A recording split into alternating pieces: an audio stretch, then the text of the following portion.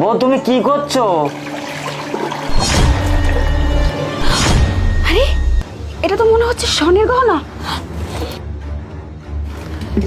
হ্যাঁ, আরে ওখানে এক ভরি স্বর্ণের গহনা। আমি এত কষ্ট করি, দুধ বেশি, কত কাজ কাম করি, আমি এই বেটার বইকে গহনাঘাটি বানা দিছি। তুমি এক কাজ করো, দেখো কোনো হাড়ি পাতিলের ভিতর থইছে নাকি, থইলে তো পাওয়া যাবে না।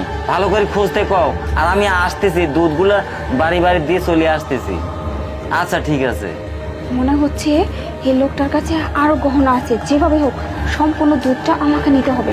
আচ্ছা কাকা শুনুন, বলতেছি কি আজকে আপনার কাছে যতটুকু দুধ আছে না সবটুকু আমাকে দিয়ে যান। আজকে আমাদের বাড়িতে মেহমান আসবে তো পায়েস রান্না করে খাওয়াবো, সবটুকু আমাকেই দিয়ে যান, অন্য কোথাও দিতে হবে না।